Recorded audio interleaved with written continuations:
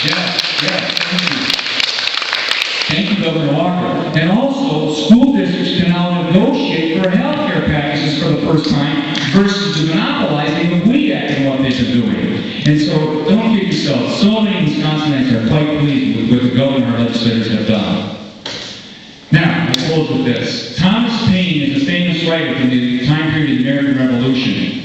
And he wrote a book called Common Sense. And in the book, he said, look, a lot of people talk the rhetoric of politics. They talk the rhetoric of patriotism. He says, now's not the time to be a sunshine patriot. Now's the time to get moving, to take action, to support those individuals that will represent us in this particular context.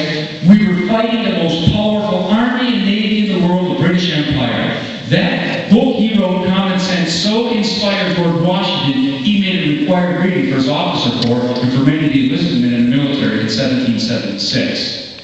So I am saying now's not the time to be a sunshine patriot, but to continue. And I want to thank many of you here who actually gave financial support to our legislators, to our governor. You were making phone calls, you were getting the vote out, and it worked. And I thank you for being involved. But we're not done. We're not done. And I don't listen to the polls that talk about President Romney's going to win this thing easily. Do not be fooled or duped by any of that. We need to work 24/7 all the way to November 6th. And then we can party that night when we find we have a new president. And the Senate is taking over for the best, and the House stays remains where it is right now. But I'll tell you who is not a sunshine patriot is my good friend Elaine. She was there in the midst when the mob was at the window smashing and screaming and calling for Governor Walker's head on a platter.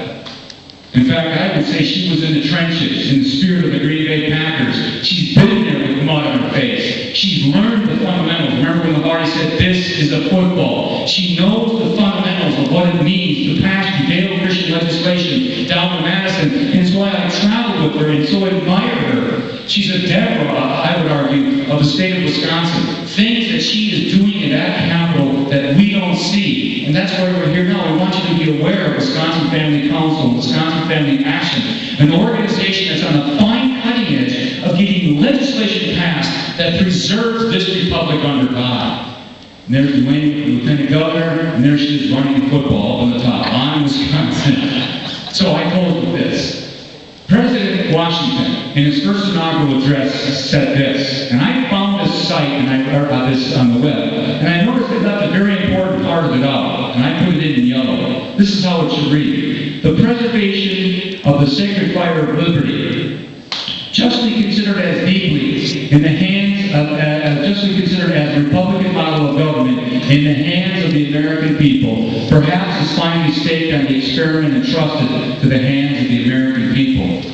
What in essence Washington was saying is, look, this republic that the founders gave us, it is dependent upon American citizens to not just talk the talk, but to walk